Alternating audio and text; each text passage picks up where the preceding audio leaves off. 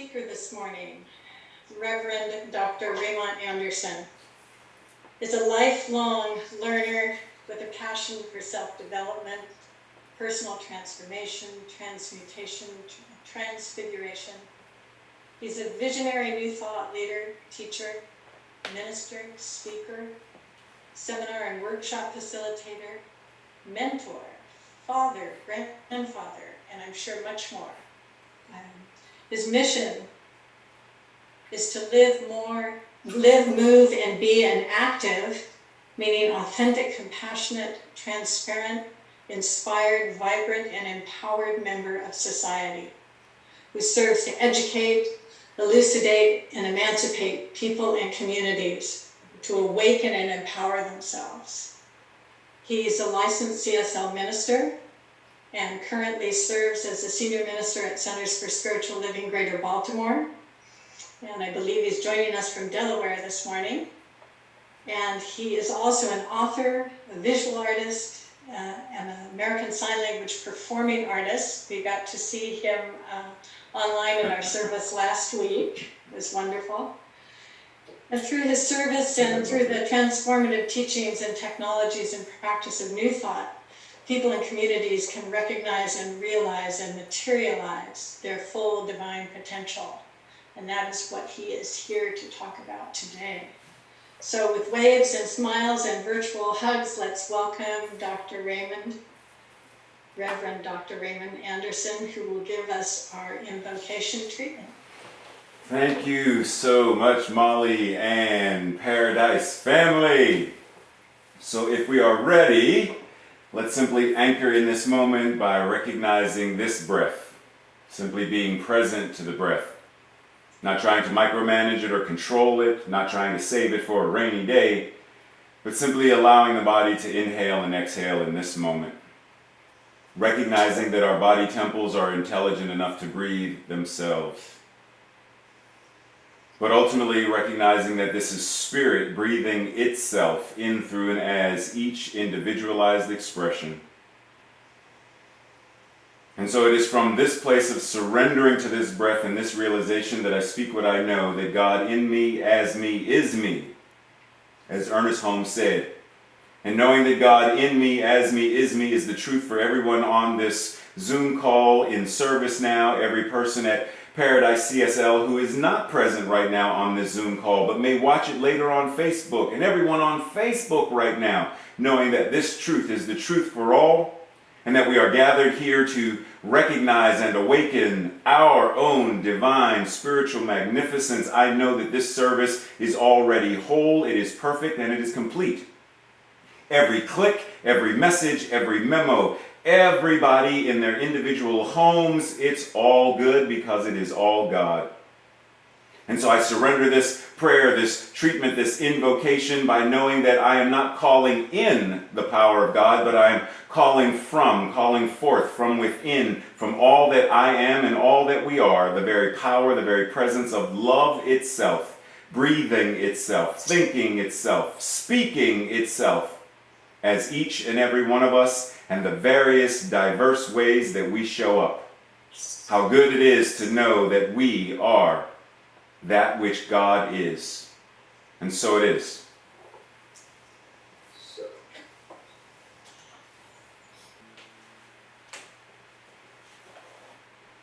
So once again, good day and greetings, Paradise CSL. Hopefully everyone is having an amazing day where you are. I know some of you are in your office, bedroom, patio, wherever it is that you are. Let us just simply breathe in the magnificence of what it means to know that we are that divine presence that we call God, Spirit, the infinite I am. As we move into today's talk, we're talking about, we're continuing this conversation about inclusion in action, and specifically today, we're going to dive into this idea of, colorblind or colorful. Can you imagine looking at a beautiful garden that has flowers with many different colors, textures, heights, but not being able to see the variations of color because you are what we call colorblind? That's the way it is with people if one embraces this idea of, I don't see color. You don't see the other person's differences, the nuances, the magnificence of God as it shows up in, through, and as them. So we're moving into this idea, and keep in mind that even if it's not one of us who says this, when we run across someone else, whether they're in our spiritual community or in the world, there's a certain level of, how do I assist them in waking up? Because the vision for CSL is awakening humanity to its spiritual magnificence. That means when someone in my family says, or someone in my neighborhood says, or someone in my center says, yeah, I don't see color, then somewhere there's an invitation for a conversation. Ernest Holmes says, our whole endeavor is to personalize the impersonal. That is, to individualize the creative spirit. While we cannot think of God as an infinite person, that is, as a being with any limitation whatsoever, we should think of the creative spirit as that infinite being in whom all personality is rooted. Thus, each is continuously individualizing God, and thus also, each is individually using the law of cause and effect. You know, Ernest Holmes says that the only God we could ever truly know is the one that we embody. And this is speaking to that. How do we move through this idea of inclusion and diversity so that we are embodying God individually and collectively? Some folks say, I don't see color. What? What do you mean you don't see color? Now, we have an option, because there are those who have this medical experience called being colorblind. But what we're specifically talking about when people say, I don't see color, is they are blind to color. They are choosing not to recognize or see it. And ultimately, to claim to not see color is to not see God expressing itself. Let that sink in for a moment. When we say, I don't see color, yeah, I don't see color. I just love you for who you are. But God is expressing itself individually, individualizing itself as this person. Their height, their weight, their color, their sexual orientation, all of this is part of how God is expressing itself. And when we don't acknowledge this, when we don't recognize this, is this not some kind of quote-unquote blasphemy? To deny an individual that divine expression of their being. And let that sink in. Because here's this idea of, to not see color is to deny this black female doctor a part of her godliness. When I just see a doctor, that's all I see. I see a woman. But wait a minute, if you don't see color, then why do you see gender? I mean, if you're gonna dismiss one, then dismiss all. I don't see height, I don't see weight, I don't see color, I don't see language, or I don't hear a different language. It's all due to that. Yeah, but it's not. We get very selective. So let's keep in mind that the moment we get there, what we're saying is there's no difference between these two sets of people. Is that really what we're saying? That the group at the top, they're just doctors, and the group at the bottom, they're just doctors. But once again, if we're going to acknowledge this thing called spirit, the divine, the universe, then we have to understand there's that level of what it means to bring all of it in, to embrace all of it and welcome it. So for those who still say, well, I'm still not seeing color, are you really? Because if we actually look at people, then we can see the diverse ways that spirit is expressing itself in the various shades of skin tone. We get to see and experience this huge vastness of how God is showing itself on the faces, in the bodies, in the voices, in all of these individuals. But there comes this part. But, I see it, but what is mine to do about this? Like I see color, I see ethnicity, or whatever, I see it, but what is mine to do? Yeah, it can be a very confusing or challenging question. What is mine to do? To recognize to honor, and to celebrate. That's what we are being called to do as spiritual beings, having a spiritual experience that we call human. Our task, our call to action, our invitation is to recognize the various ways that God is showing up, to honor the various ways that Spirit is expressing itself, to celebrate all of the various ways that that which is the thing itself, life itself, is individualizing itself in, through, and all that is. In, through, and as all that is. How do we do that? We have to get to a point of first, starting off with, as Ernest Holmes said, God in me, as me, is me.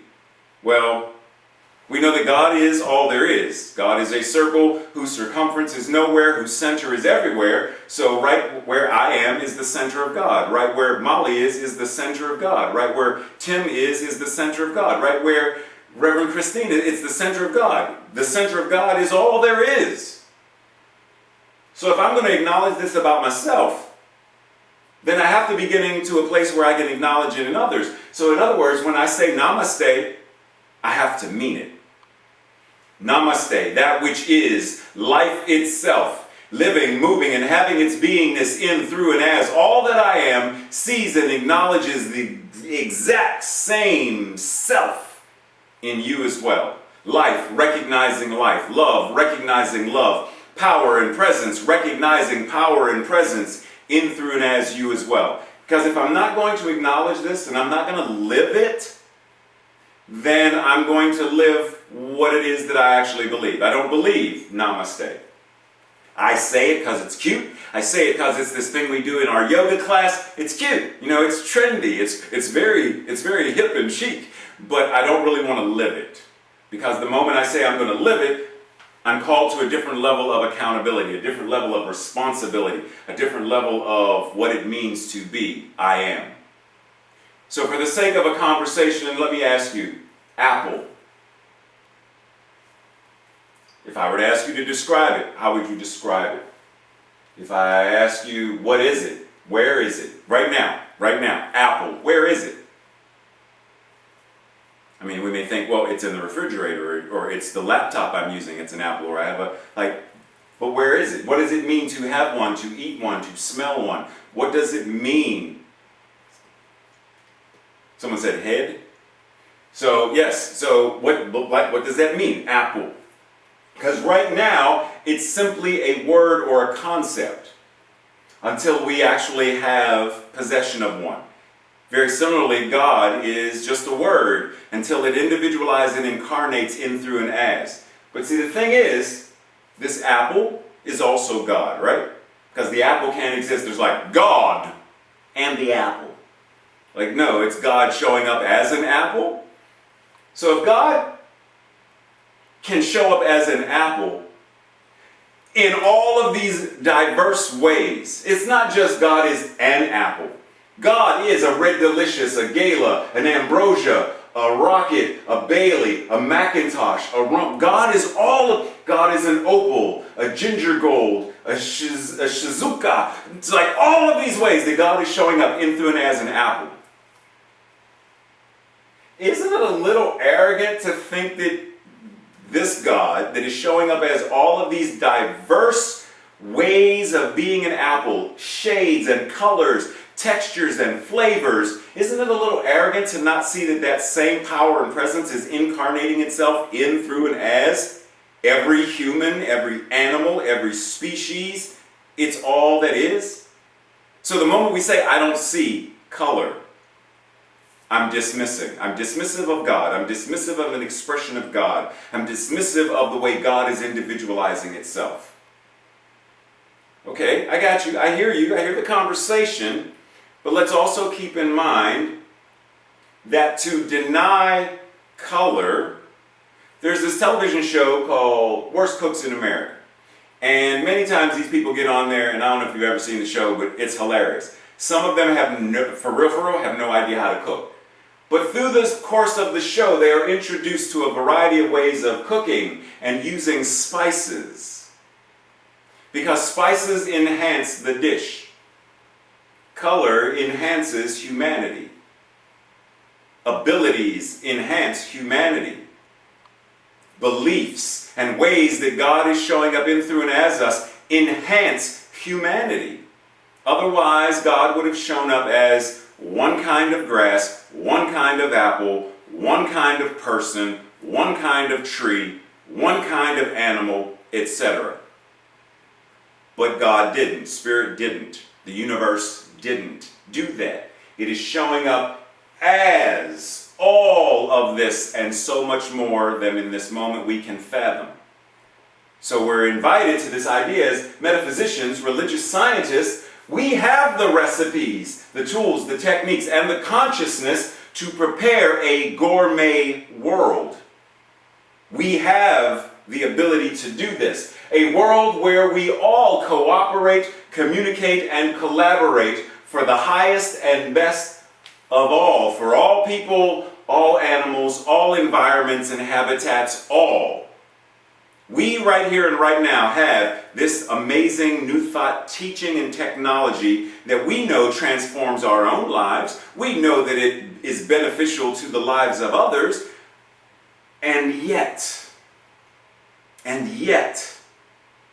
are we stepping out there to be more bold? Are we stepping out there to sing the voice celestial a little louder? Are we having courageous conversations with friends and family and neighbors and co-workers? Are we engaging in ways that elevate our own consciousness, that we change mass consciousness?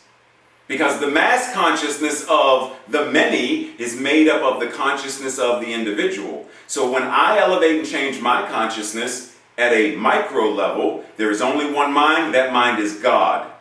When I, aligned with that which is God's mind, put into the consciousness of the collective a new thought, an elevated thought, a unified thought, then the collective, by the law, must also start to shift, change, and evolve.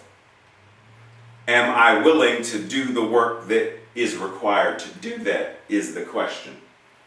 Ernest Holmes says, we are this universal presence as a person. We are a point where it recognizes itself as person. We are its personality in individualized form. We are life itself, living, moving, being, breathing. We are the one mind thinking. Every thought we think is God thinking. Every word we speak is God speaking. Every emotion we feel is God feeling. Every way that we serve is God serving. There is not me and then there's God. No, it's only God. That means right here on this Zoom call, Facebook, or wherever we are watching this, it is the collective of individual minds, but yes, there is still the one. There is still the one mind, individualizing itself, various personalities, various shades, various beliefs and backgrounds, various traumas and narratives and stories. And yet, there's still only that which love is in human form. The diversity. See, it's not a question of how do we become diversity or how do we become more diverse. Diversity already is. It already is. And technically, because of what God is, inclusion already exists. But oftentimes where we are, I may not have friends or family or a center or a community that is an outward expression, an outward demonstration of this. I may not be demonstrating the ability to include. Because once again, there's the level of inclusion, but what was it? What was the thing? What was mine to do? To honor and celebrate, to recognize, honor, and celebrate.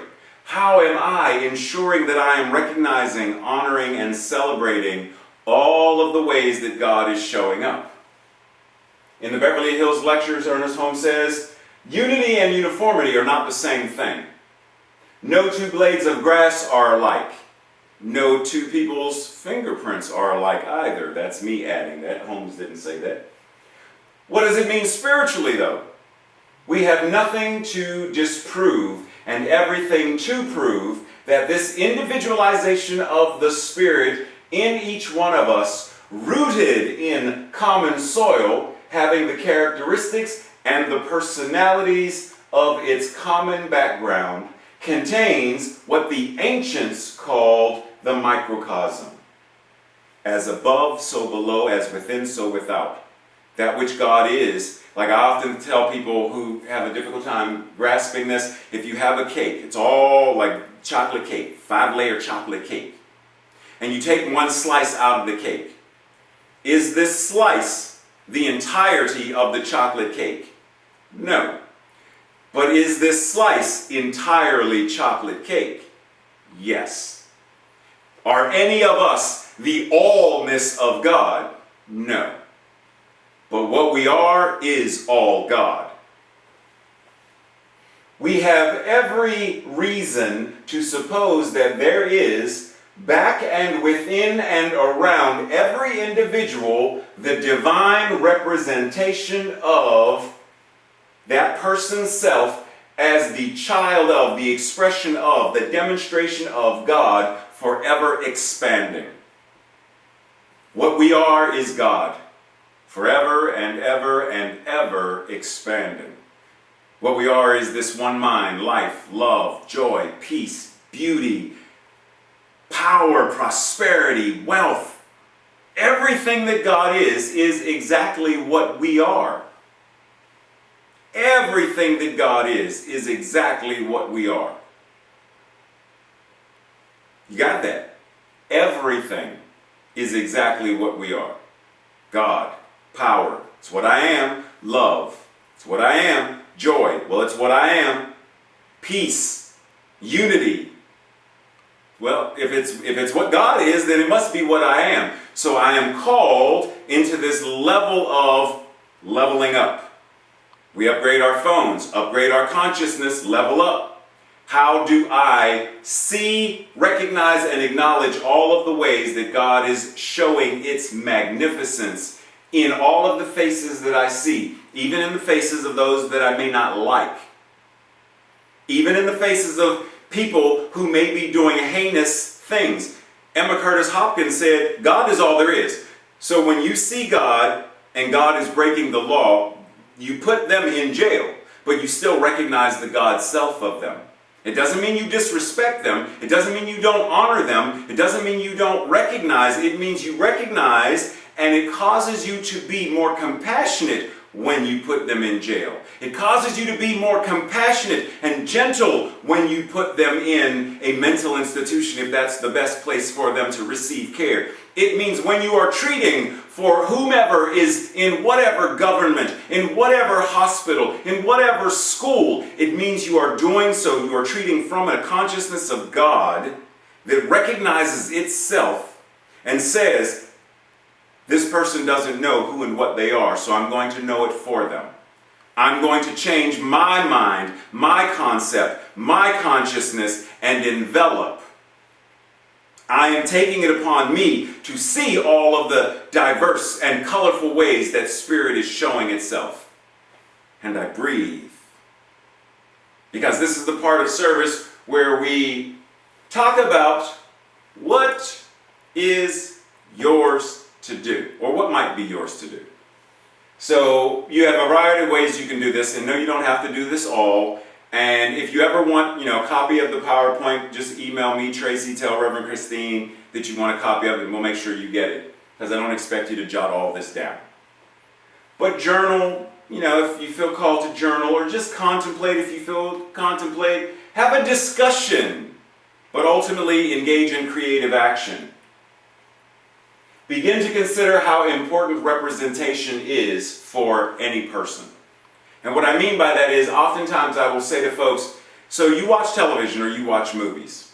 Name 5 movies or 5 television shows that focus on or feature as the main characters Asian Americans, Latinx, African Americans, where, let's go with African Americans, where it is not a movie or television show about slavery, civil rights, it's not a comedy, And it's not about the stereotypical gang life in Baltimore or whatever.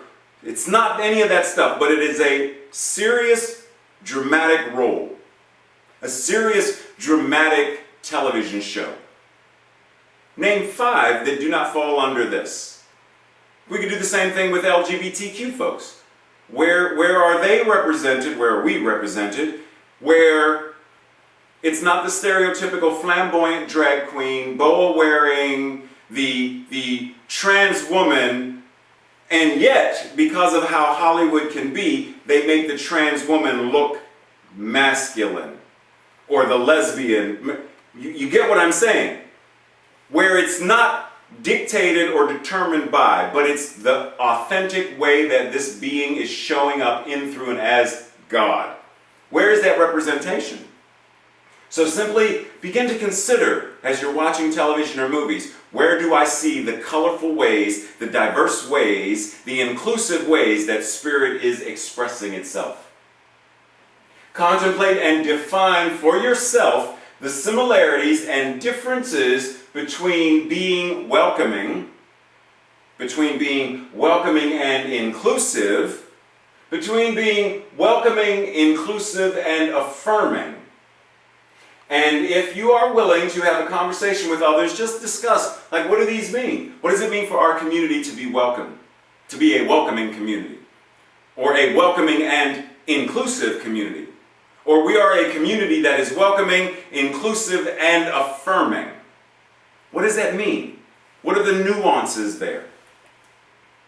And then lastly, journal what it means for you to be your particular color, gender, ethnicity, age, weight, sexual orientation, just simply you, your divine self, as a practicing, participatory religious scientist, metaphysician. What does this mean for you to be any of these? For example, what does it mean for you to be a metaphysician and a male? What does it mean for you to be a metaphysician and a white male or a black male? A straight male or a gay male? As a religious scientist. All of these layers in the tapestry of creation create who and what we are. And until we are ready to truly find that space within ourselves to be open and embrace it all, it's all God, it's all good, then the mass consciousness continues to be one that's based on othering and xenophobia, dismissiveness. I don't see color. That's not important to me. I don't like gay people. Like, all of that consciousness is what's going to remain the consciousness. But if we are going to move through this, if we are going to demonstrate and manifest what it means to have a world that works for all, then each and every one of us individually is invited and called to not only be the change that we want to see and experience, but actively create, actively engage in the process of creative action in order to shift the energy of the planet. And that starts by shifting my energy as an individual, shifting the energy I have in relationship with one or two other people, shifting how that energy bounces off of a small group, and then a larger group, the community of a center, and then a larger group, the neighborhood, and on, my family, and on and on and on and on, until the consciousness of the planet recognizes its own innate divine magnificence. Because that's when we demonstrate and manifest a world that works for all. And so we simply allow this breath to be breathed and recognize that as service continues, we simply marinate and take this in, knowing that God is all there is, and it is present right here, right now, in, through, and as each and every one of us. And so it is. Namaste.